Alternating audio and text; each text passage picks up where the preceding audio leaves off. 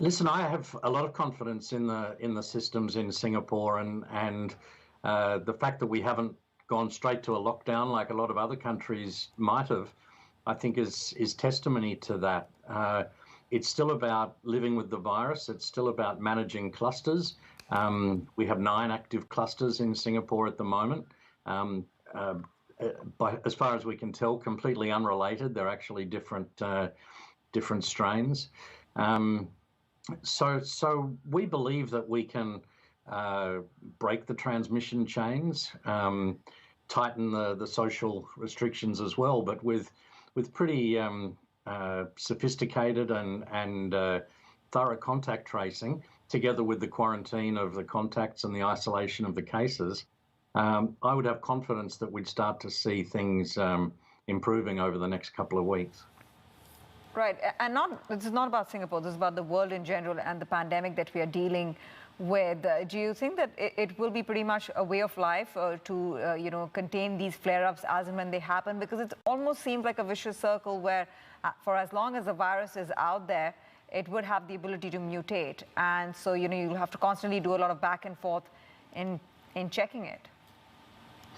Look, I think there's a lot of things in there, Tanvir, and you're absolutely right. This vaccine was never going to eradicate the virus. The virus is staying around. We know the vaccines are not 100% effective.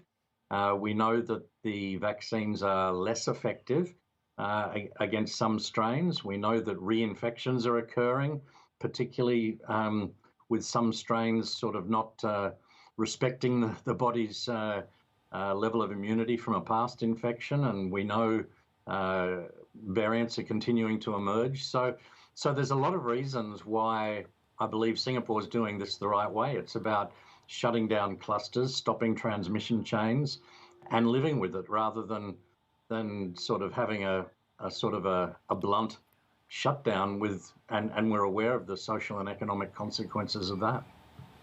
Right, but how long does it go on, Professor, in your understanding of how these cycles play out? I mean, the Spanish flu, that cycle is the only benchmark we have, and that lasted point to point, I think, for a little over 2 years.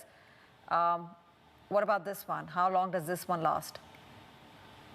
I don't think an endpoint will be will be straightforward to define. I think there's going to be a very long tail. Perhaps years in some countries. Other regions of the world might be living with it a bit sooner than that. But I don't think there's ever going to be a day where we say it's over. I think it's going to merge into a degree of from less widespread community transmission to more clusters, isolated cases, and endemicity.